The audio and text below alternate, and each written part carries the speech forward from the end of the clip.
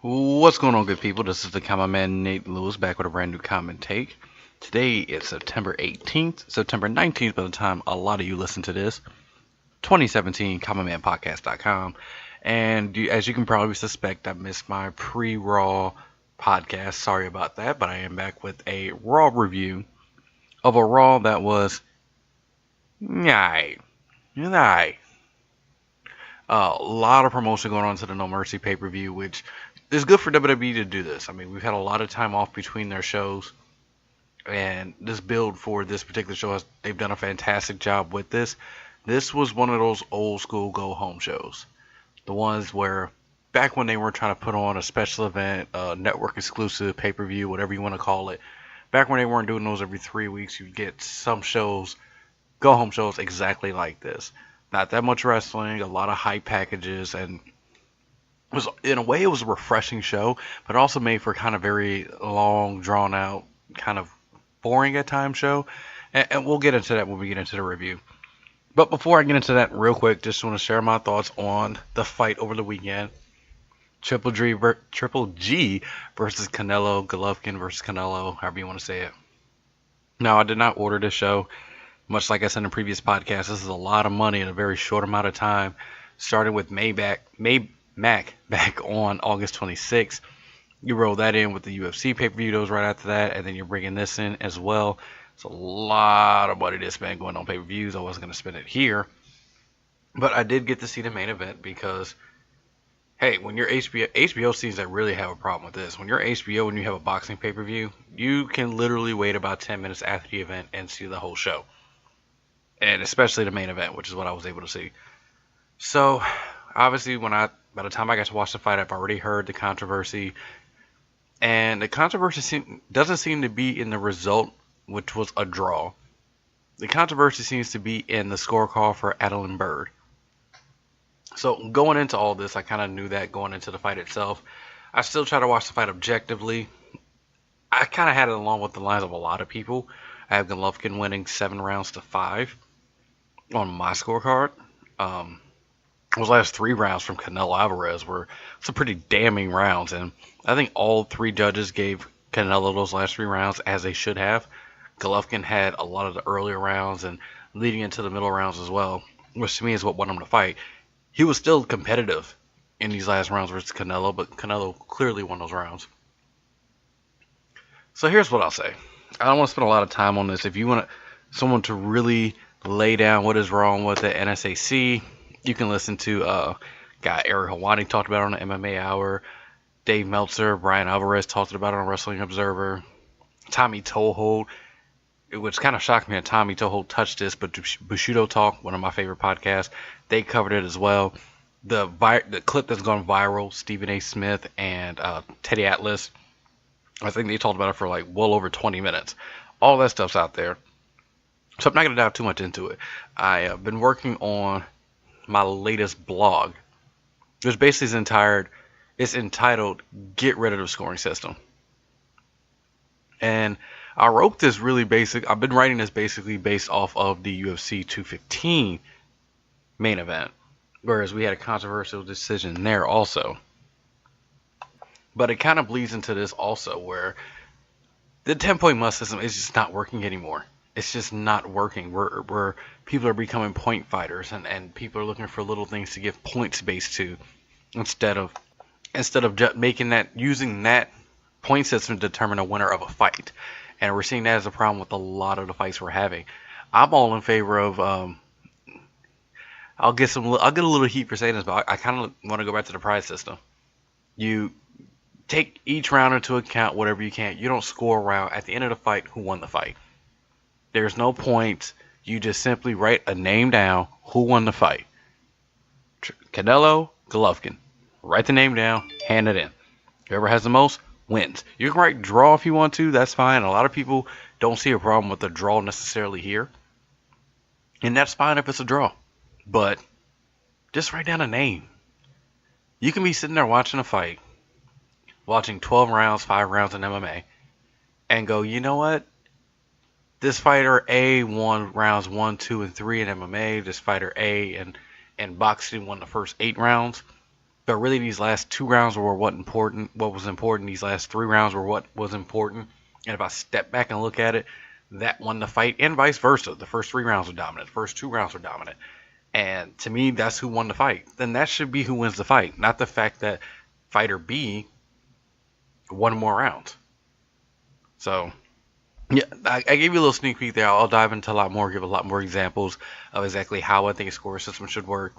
Or I'm even pulling this up to changing the way you have to score a 10-point must system.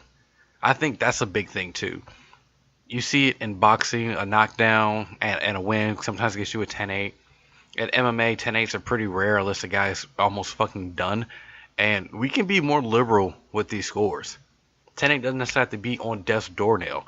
You can give a 1 for that round. You can give a 5 for that round. Why are we stuck giving 9s and barely getting 8s? That's a way to fix the 10-point must system. So just a couple things coming out of that. Like I said, I scored a fight for Golovkin. I'm not mad at the draw. They'll come back. Vegas made out like bandits on this fight. Ms. Bird, she's getting pushed enough underneath the buses. When I heard the score 118-110, and I went to watch the fight to see how she could have scored it like that, and I've heard all throughout these other podcasts and social media clips and radio shows and talking heads, I was like, all right, maybe there's a chance to score. No. I don't know where she got the score from. Don't know. Do not have any possible idea. She needs to be done. And that's all I'll say on that matter. Also, before I head into this Raw review, I realized I did not have a post-fight show for UFC Fight Night, Rockhold versus Branch.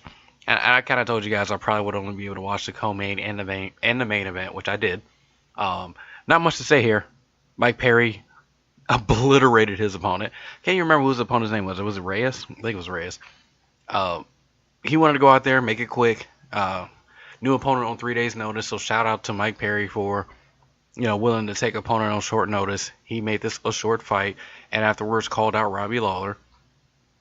I'd like to see that fight, except I think coming off of Robbie's last win, you can easily put him in there for a title contention against Tyron Woodley, depending on Tyron what he wants to do. And I know people hear that and they go, well, Tyron will be ducking. So, no. Every time someone's been put in front of him, Tyrone signs on the dotted line and goes out there and competes. So, yes, at this point, he's done it with Stephen Wonderboy Thompson twice, and he's done it with Damian Maia. If he wants to have a certain opponent and it fits in the grand scheme of things, just let him have it. But anyway, I digress. I want to get off of that. Main event, Luke Rockhold, Deion Branch. Branch looked sharp in the first round. I wouldn't say fading in the second, but was aggressively going forward. Rockhold got the takedown, got them out, got his back, beat the hell out of him, and Deion tapped. So it was a tap out due to strikes. There's been some words online. Some people are just asses. Let's just put it that way. Name calling and stuff like that. There's also the smart MMA fans who are completely fine. They understand what the point behind it was. This does not take away from the fact that that fight was probably going to be stopped anyway. Rockhold looked good here. Spent a lot of time talking about GSP and saying how he wanted his belt back. He's willing to step in when GSP backs out. This whole GSP thing, I think in the next couple of weeks here, we're going to see some weird sound bites and clips coming out of this over the next couple of weeks. And I'll dive into more of that later. But like I said, I didn't get to see the whole show, but I'm hearing amazing things about it. I did get to see, now I think about it, I did get to see the Uriah Hall knockout, which I told you on the preview of that show. I'm always down to see a Uriah Hall fight, and that knockout was wow. Just go if you can find it. It's on YouTube. Look it up. The sound Uriah Hall made when he landed that, I believe it was a right hand. Just disgusting. So Uriah Hall is one of those people, kind of like Melvin Gillard was back in the day. Only Uriah's not a head case, but man, they look really good in their wins, and you're so disappointed in their losses. You know they could perform better than that. I'm not sure where Uriah goes from here. If he still has that hunger and desire to possibly be in the title contention, he's got all the tools for it. It seems to be all mental with him. So good win for him. And like I said, the card looks good. I'll get chances later on this week to actually watch that full card because I hear great things about it. So That should be coming soon. And now, the Raw recap. Like I said, this show was a typical old school go home show. So Angle comes out first, brings out the Miz. Miz Taraj all comes out. They noted that Maurice was not there. And I still haven't gotten word on if this pregnancy thing is the real deal or not. I'm assuming it is at this point because she wasn't there. Miz is upset that he's not defending his title on a second pay-per-view in a row. And Angle alerts him he has a fatal 4-way match with the Hardy Boys, the fucking Drifter, and Jason Jordan to decide who's going to be the #1 contender. At that point, Miz cuts another great promo saying, hey, the guy standing behind me, one of these guys is the former NXT champion. The other guy, he's been an Intercontinental champion. He's competed for the Intercontinental champion. Why are they not in contention? So Angle makes it a 6-way, or a 6-pack challenge, I believe was the hashtag we're supposed to use. 6-pack challenge for the main event. Winner goes on to face Miz at No Mercy.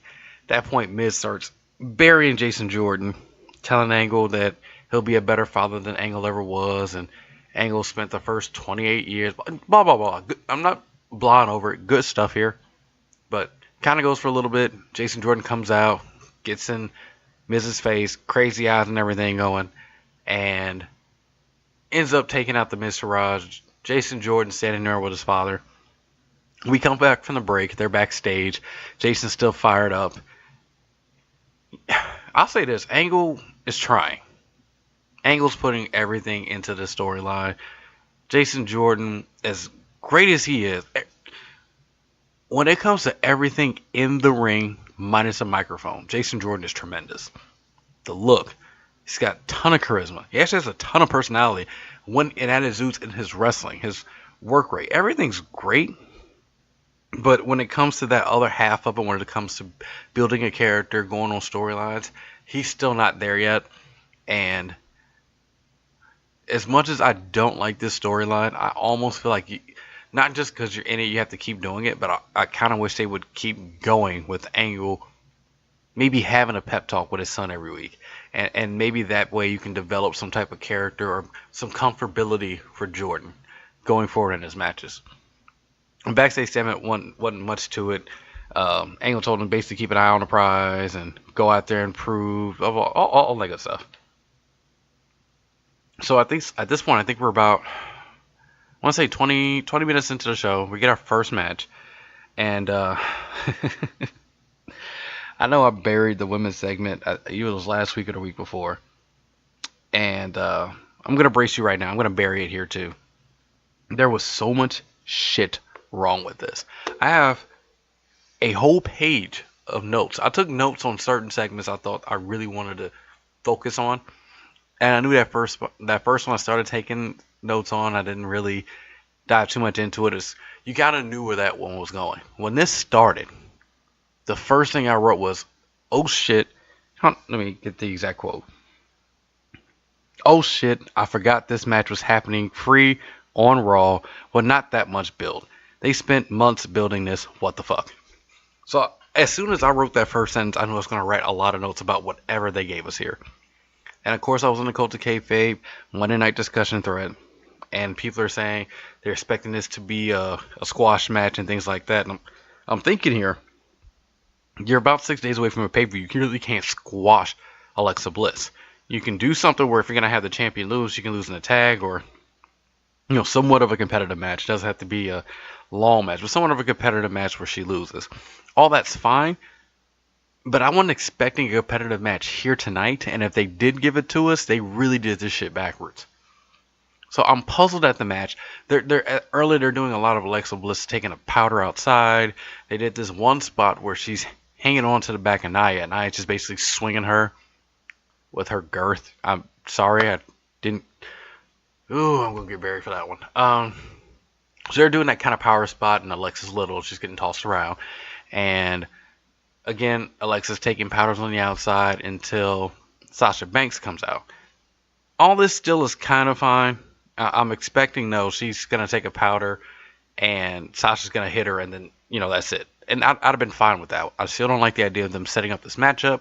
But if it ends in a bullshit where they really don't interact, I would have been fine with. But that's not what happens. We come back from break. and Alexa's on offense. And it's like, they really wrestled through the commercial break. Wow. Okay. So this match then continues. We get to the spot where Alexa Bliss is climbing the top rope to go for a crossbody. Nia counters it. Samoan drop 1, 2, 3. Okay, 6-minute match. Still, I'm still not happy about this. How do you really want to bring this back? We kind of see bits and pieces of where they could go with this. It didn't look all that great. Whatever. They can do something different. They're saving stuff down for the later down the road when these two lock horns. Okay. And then this is where shit goes fucking left. So after the match, Sasha Banks goes to jump on. Did she jump on Nia's back? Yeah, I think she jumped on Nia's back. And Nia throws her off. And then all of a sudden, Bayley's music hits. When Banks went to go jump on Nia and Nia threw her off, I'm like, how do you fit Emma in this? Like, Emma's not really a big fan of anyone here. She did team with Nia last week, but that's not really saying much. But at some point, she's got to come out, right? Wrong. Here comes Bayley. And they're in San Jose. She gets a decent pop. Still nothing ever like we used to have with Bayley, but that's fine. She comes out, and all three ladies, as Alexa Bliss makes it back to her feet, beat up Nia. Nia gets sent packing. Bayley and Sasha are celebrating. Alexa's just there. And it's, hey, okay, they set up something good for the match on. Wait, Bayley's not in the match. What the fuck is going on? And again, Alexa, at this point, as I stated, is just standing there. So Bayley and Sasha celebrating and lift each other's arms. Bliss gets right in the middle, lifts up their arms too. They look at her like she's the biggest dork on the planet. Banks kicks her. Bayley to Bayley suplex.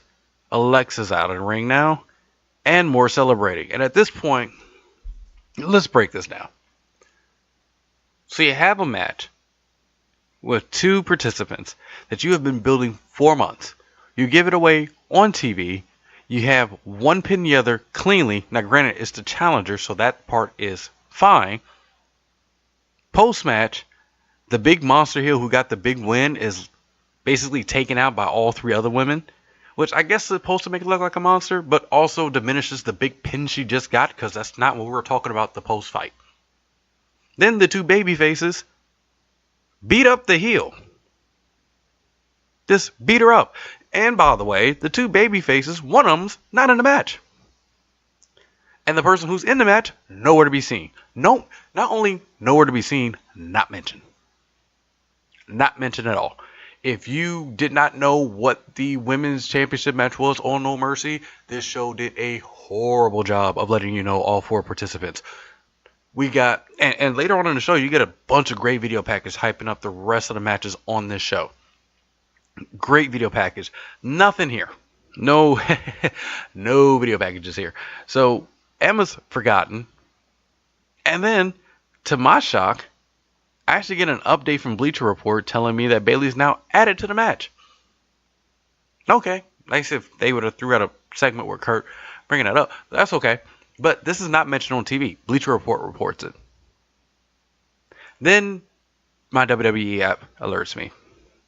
And I am going to post this. By the time you listen to this, this will be posted on my Twitter already.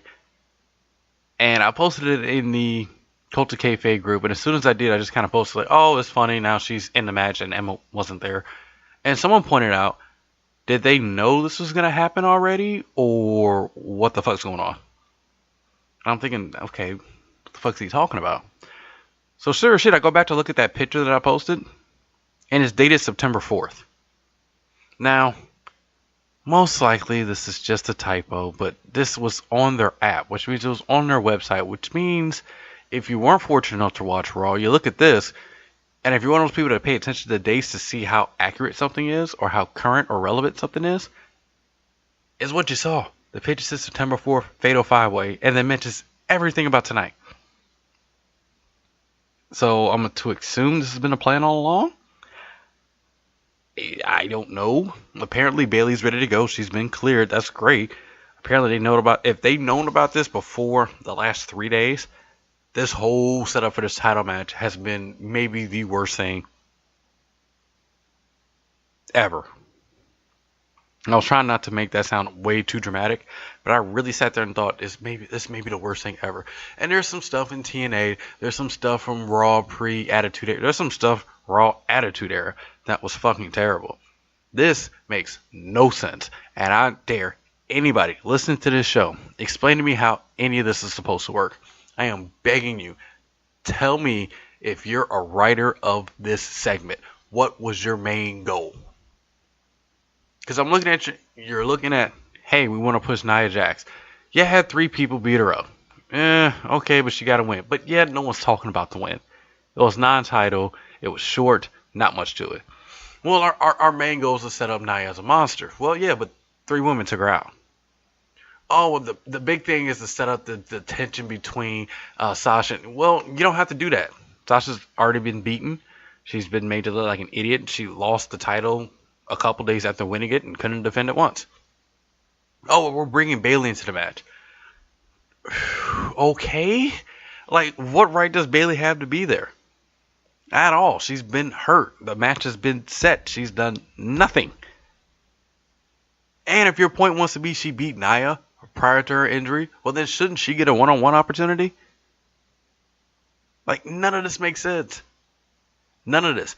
Now, granted, I believe Emma was I believe either Emma was overseas or whatever the case, but they showed a tweet later from Emma saying that she deserves a week off, not an additional opponent. It would have been really nice if the announcer would have mentioned she was doing anything, and that's why she wasn't on the show. She was sick. She missed her flight. She had a dead cousin. She had to wash her hair. Anything to explain why she wasn't there. There's no explanation. None. Who's writing this shit? And it's been bad women's segments for a couple weeks now. So if there's one person that's been coming up with these ideas, can you move them to something else? Because this is shit. We then get some series of tweets from WWE personalities, people in professional wrestling tweeting out RIP to Bobby Heenan. Very nice segment. Cole comes back on and says it'll be a night of celebrating the life of Bobby Heenan. And I was going to lead off the show talking about Bobby Heenan, but I was going to split up a lot of different things. I wanted to get the non-pro wrestling stuff out of the way. And I kind of wanted to follow the theme of how Raw went, which is they got some of their silly shit out of the way, and then now we can talk about Bobby Heenan. Now, really quickly, I want to talk about Bobby Heenan as well. When I was a kid, small kid, and a lot of you about my age will remember Coliseum home videos. A lot of people have been participating in hashtags and bringing up their favorite Bobby Heenan moments. Bobby Heenan to me became Bobby the Brain Heenan. The first real thing I remember seeing him and just going, I like him, was actually when he was doing commentary for WrestleMania 7. Now, since then, I've gone back, and all the managerial stuff he did was absolutely phenomenal. And I've seen some of the stuff he's done as a wrestler, doing the Weasel costume. I've seen bits and pieces of that. That was awesome. And a lot of people are going to remember him as being a manager and then a commentary. This man just had an ability to just pick up something like that and be able to comment and to make it useful and not sound stupid and stuttery like I do on the show. And just be witty and smart, man. And one thing, like, you don't get this with heel announcers anymore. And Jerry Lawler may have been the very last one to do this, and since then he's kind of gone away from it. He was a heel color commentary. He was a heel. He didn't have heels that he didn't like. He didn't have heels, baby faces that he respected. He hated every baby face, and no one person more than Hulk Hogan. To the point that when, and I'll jump ahead real quick. When we did the video package later, the video package, WWE video packages are always amazing. Always. I wish they'd have included some of his stuff with WCW as well, because he was still great all the way to the end of that. Phenomenal, Bobby Heenan. But when Hogan made that turn, and Bobby Heenan, at that point now the babyface, and Hogan's the heel, didn't stray from his character. He always hated Hulk Hogan. He always thought that Hulk Hogan was a jackass. Always thought he was scum. Always thought he was this. And when he dropped that leg on Savage, he was proven right. And he almost was gloating to the point that it would have made him a heel, and he stopped just short. I always knew that Hogan was dirty. I always knew he was scum. He turned his back on WC. He was right. Vindicated after a decade. Heenan finally vindicated. And it was just little things like that I absolutely loved. And I've seen him in his declining health in the last couple of years. And it's sad, man. And, I feel condolences out to his family. I mean, we'll never see anyone again like Bobby Heenan. That 92 Royal Rumble, I've said it before, it's my favorite Royal Rumble, and it's because of Bobby Heenan. The way he called that match for Flair, and his distraught and anguish, you can watch that Royal Rumble 10 times in a row and just listen to Bobby. You can actually turn the video off and just listen to the sound of him calling it. Unbelievable, the passion this guy had. And like I said, just so witty and so smart. Cole said it right during the broadcast. There will never be another one like him.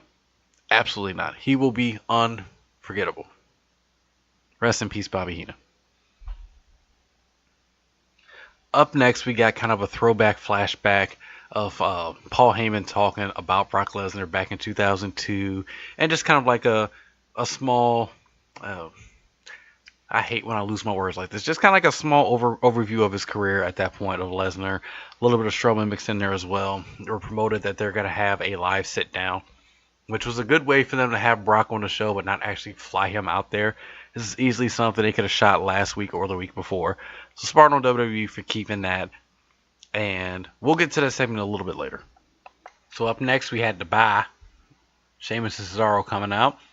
They actually got to cut kind of a lengthy promo. The point where I thought it was about to be just a hair too long, they actually wrapped it up, so that's good. They talked about how Rollins and Dean Ambrose were a nostalgic act, and everyone loves nostalgia act, but that time is over. Now they were out there to have a match with the rest of the club, with Gallows and Anderson, and then at that point Rollins and Ambrose came out. They bickered back and forth a little bit. Then Anderson and Gallows came back out. So this is kind of a playoff of last week. Now again, the title match at the pay-per-view is Rollins and Ambrose versus Sheamus and Cesaro. That's the match. So Gallows and Anderson are the odd man out, but they did wrap up last week. So kudos to WWE for that. They come out and lost my notes here. Sorry, give me 1 second. Let me find that. Here we go. Going back and forth, and then Gallows hits his trademark nerds. Ambrose takes great offense to this, like someone insulted his mother, his wife, his daughter, his auntie, his grandmama, mama. And the fight's on. We get a triple threat or a three-way tag team match that I have to be completely honest with you. I was excited about hearing about the match. The start of the match was fine. And then somewhere in here, I opened my eyes, and it had been about 5 minutes. I am terribly sorry. I'm not saying this match was boring. This match was solid. Very, very good match. But I just fell asleep during it. Times is tough here.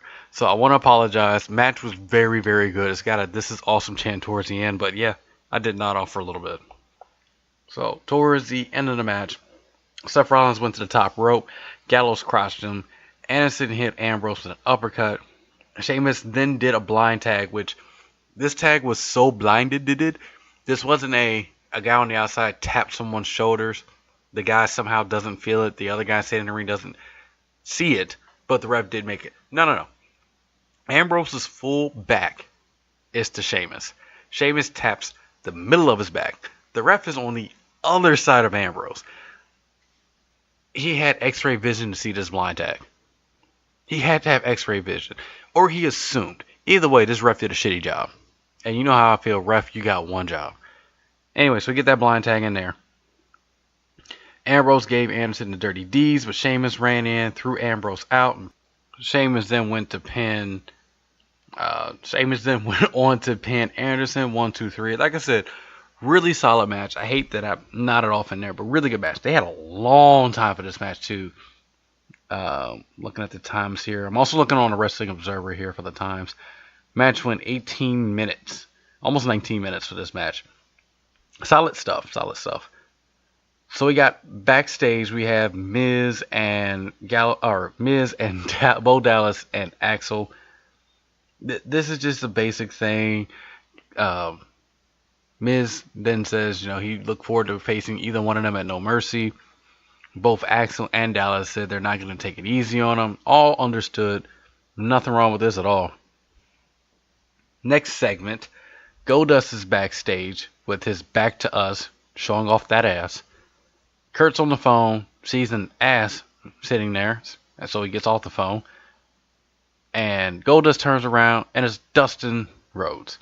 It's the reason I'm saying that, but it's Dustin Rhodes. No face paint whatsoever, but the announcers proceeded to call him Dustin Rhodes about 50 times after this. Say said he was embarrassed last week. He wants one more shot at Bray. Says that him and Angle have known each other for years. He needs one more shot. Angle gives it to him, so that match is set up. Now, one of the few bright spots in here, and this almost got overshadowed by something later on the show that brought me so much joy. But Kurt Hawkins is in the ring. And he talks about his epic 114 match losing streak, which I'm sure I can go online right now and someone can tell me exactly what his number is. But I love that they announced it here and they made light of it after the match. I'm sure the fans are not going to keep up. What I'm saying to WWE right now, don't screw this up. Do not screw this up. Make the numbers factual and have the man lose as many matches as you want. Have this going for a couple of weeks. Don't fudge up the numbers. Got it? Cool. So he's out here saying he's going to be the guy that he breaks his streak on. And out comes Apollo Crews, who I swear to God, I forgot was on this fucking brand.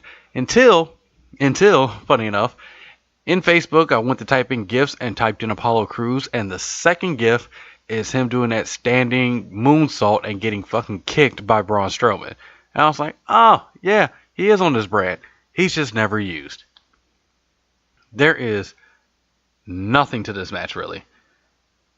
Crews dominates, hits that atomic sit down or atomic drop powerbomb.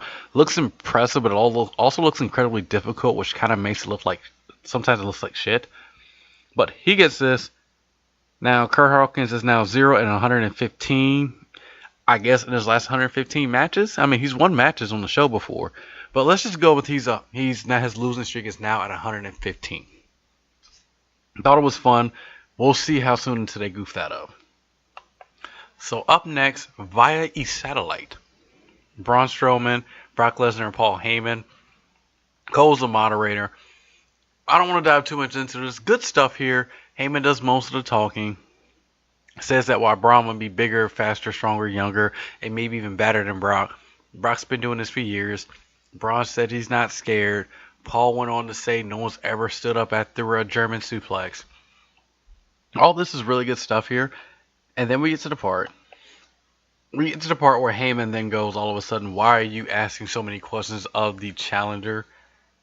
I'm sorry, I said so many questions to Brock when Strowman is the challenger. Lesnar starts to go off, Heyman starts to go off. Lesnar interrupts. Basically, then he says, let me get the exact quote here. Here it is. Braun, I want to thank you for backing me into a corner, for challenging me. That's when I'm at my best. I'll see you Sunday. He then stands up to leave, gets back in the camera, suplex city bitch. This is all done very, very well. Very well. I'm not doing it justice. I enjoyed this, along with the video package we got earlier. I'm excited as hell about this main event. We've been wanting to see this match now for a long time, especially after the SummerSlam Fatal 4-Way. Up next, Roman Reigns comes out. He's booed. We're over that. So Reigns starts off saying that Cena may be the best talker, but sometimes he says stupid shit. Gets blurred. Good job, WWE. And someone noted, like, you have to swear to get over, or you have to swear for him to avoid getting booed. I was like, it worked. I mean, he got a gas. Fans waited a few seconds, and then they booed. So, yeah, whatever. It kind of worked. Basically, this whole promo was Reigns now really turning the table on Cena in regards to how the Cena Rock angle went from 5 years ago, which a lot of people have been pointing out. He really has a lot of points that was used against his cousin he could be using now. And so he did that. He mentioned that he didn't believe he was supposed to be the next Cena because he wasn't some jacked up white boy with a, what do you call it? A buzz cut. And he says, you know what happens with jacked up boys with a buzz cut? Just ask Alex Riley. Got a ooh from the crowd. Kind of shocked me when he said it too. He then plays a promo where Cena is calling out Rock for showing back up in WWE and saying he would never leave, and then he left. And seeing the lights in Hollywood and taking off. And so Reigns is using all this and kind of pointing out the hypocrisy that Cena has said. I want to get to the end here because I thought the ending was a little bit funny. Yeah, so at that point, Reigns then asks the crowd if he should bring out Cena. Crowd's excited. They start to cheer. And that's when Reigns points out that John Cena is, in fact, not there. And at that point, I challenged Roman Reigns. Because I know for a fact that John Cena was in the building that night. He just couldn't see him. Womp womp. Yeah, I know. I know it was bad. I thought of it on the top of my head. I thought it was funny as shit. Maybe you chuckled just now. Good, that means I'm doing my job. But in all seriousness, Cena obviously was... SmackDown had a house show in China. Cena was there, but nice way to deliver this line. It set up perfectly. I'm not sure if that's something they had in mind or if this was just something where they realized Cena was going there and then wanted to make this into a promo. But Reigns was able to use that, made him look good here. Reigns then said that everything Cena said in 2012 was a lie, and that's why the result at No Mercy will be the same as WrestleMania in 2012, except Cena's going to lose to a different Samoan. And at that point, Roman drops the mic, does the "This is my yard," drops the mic, takes off. Decent promo. Shouldn't say decent promo. Really good promo. I'll give him that much credit. Really good promo. This match, they hyped this throughout the whole show as well. I'm not as excited for this one as I am for the title match, but this match is good.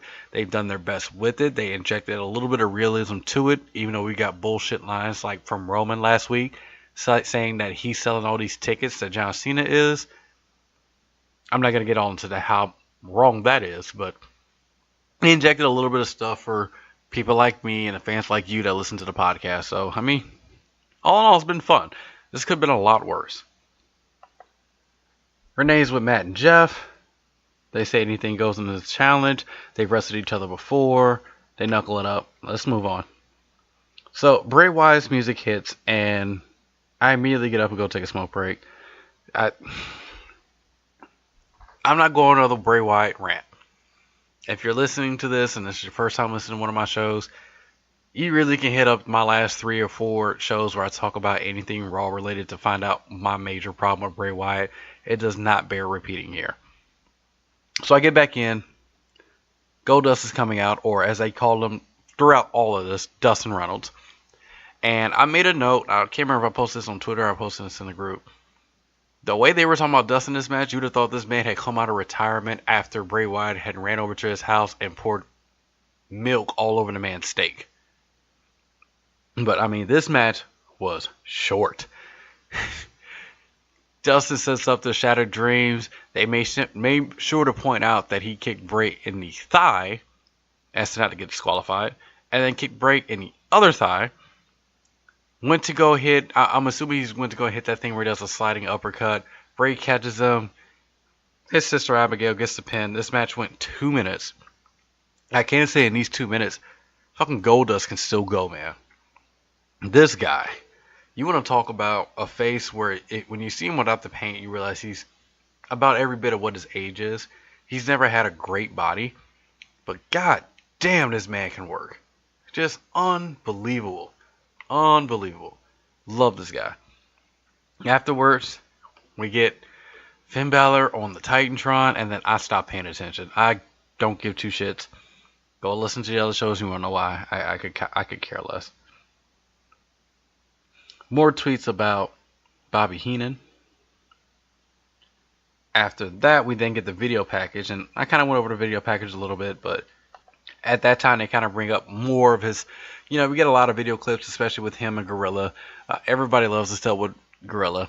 Will you stop? I mean, y'all love that stuff. So, great video package. Like I said, I wish they'd threw in some more stuff on the time he did in WCW, but, you know, they have the rights to do what they did, and the video package was still absolutely beautiful, as well as the rest of the tributes we had all night. Now on to the best thing about this show. Enzo Amore is shown walking backstage. And I already used my I want to go outside thing for Bray. So I'm a little upset now that another guy I don't really want to see now is on his way out. As Enzo comes out and starts to shoot his shit, Braun's music hits, the fans erupt. Enzo then has the fear of God on his face. And as he begins to turn around as he's standing on the ramp, Braun fucking steamrolls his ass. I mean, if you've all seen videos of wrecking balls hitting a building, Enzo was the building, and Brock came in like Miley Cyrus on his ass and just ran right over him. Corey Graves, as much as I love Corey Graves, sometimes I think he works a little bit too hard, kind of straddling the fence on certain talents. But his level of enjoyment here, watching Braun destroy a man, and that man beating Enzo, match my level. I marked the fuck out. The fans live marked out. Twitter marked out. Facebook marked out. MySpace marked out. Friendster marked out. Everybody marked out. This was a grade A ass whooping. Enzo's rolling down to the ring. Braun picks him up. And credit to Enzo here, because Braun went to go throw him up where he's taking him from the floor and throwing him through the middle rope. Enzo made it look smooth, got his hand down on that middle rope, flipped right on in. It looked devastating. And Braun proceeded just to beat the shit out of him. Ending with a power slam. Fans all love every bit of this. I could not get enough. They went to commercial, come back. They replayed it because it was great. At that point, the king of the cruiserweights came down. Neville. Thoroughly enjoying this. He has a match, but hey, Enzo just got his ass whooped. I'm supposed to face the guy tomorrow. Let me go ahead and put my little stamp on it. Goes up top, hits the red arrow, does a little bit of the running man challenge that Enzo's been doing, just basking in the glory. I'm not doing this justice, people. By the time you listen to this, it's on Hulu. It'll be on YouTube. Go watch this. This was tremendous. Tremendous. It accomplished everything you wanted. Made Braun look like a badass. Enzo got beat up, which made Vince McMahon very happy, along with a lot of fans in there too. It made Neville look all slimy and things like that, like you want Neville to look. By the way, he was wet this week for a good reason. He actually had a match. And you got some sympathy on Enzo a little bit if you're still one of those types that believes that Enzo should still be a babyface. You still got some sympathy on him as well. But this was fucking phenomenal. Now, when they mentioned who Neville's opponent was, and this match was next, it was Grand Metalik. I'm still basking in the glory of Braun, and now this match is coming up. I'm excited. And then I thought about it. I said, man, if they gave this, I'm sitting there thinking, if they give this match 6 to 7 minutes, this could be really good. Now, the match itself got 3 minutes and was good. Metalik got to hit all his spots. He did the jump to the middle rope and kind of the turn there. Got a hurricane in there. Got the dive in there also. And then Neville gets the advantage and then rips at the mask of Grand Metalik. And we've seen this in U.S. Pro Wrestling for years. Ripping at the Mexican mask is something they do in Mexico as well. But Neville got a little carried away. And we now know what Grand Metalik looks like. And the sheer panic that we can see as Grand Metalik is firing up for his comeback. He's constantly adjusting his mask because pretty sizable hole is there right now. Metalik then goes for a moonsault. Neville got the feet up and then hits the Ring of Saturn. Got the submission. This, like I said, this match was good. I really wish just 3 more minutes. This match would have been on a whole other level. Just with another 3 minutes. And finally, we had the main event. Jason Jordan, Curtis Axel, Bo Dallas, Elias Sampson, Matt and Jeff Hardy, 6-pack challenge, #1 contendership for the Intercontinental Championship at No Mercy versus The Miz. Did I get all that in there right? I feel like I did a shitty job with that. If I did not do that right, just blast me in the comments. I don't care. So this starts off with Elias As soon as I see Elias, I take a step out. I come back in, the match is underway. Lots of bodies flying everywhere. We get a Matt and Jeff confrontation. Match on, and we get that double rolling German suplex spot that Jordan did the other week, which is impressive. At that point, Bo throws him out of the ring. Miz is there, throws Jordan through the dasher boards, and the announcers are saying that maybe Miz is a little scared to face Jason Jordan, which is fine. That plays into stuff that happens later. Elias then hits the drift away on Matt. Jeff makes the save. Jeff hit Axel with the twist of fate and the swanton. Miz ran in to make the save. He's really just wanting either Axel or Dallas to win the match. That happened. Jordan runs back in, pins Axel with the elevated neck breaker, and gets the pin. After the match, Miz Taraj beats up Jason Jordan. The post-match was great. The match was fine. Kind of had to go a little bit out of our ways to get to this setup. We always knew it was going to be Jason Jordan and The Miz. Finally got that set up. The heat on this afterwards was done really, really well. And it was a good main event.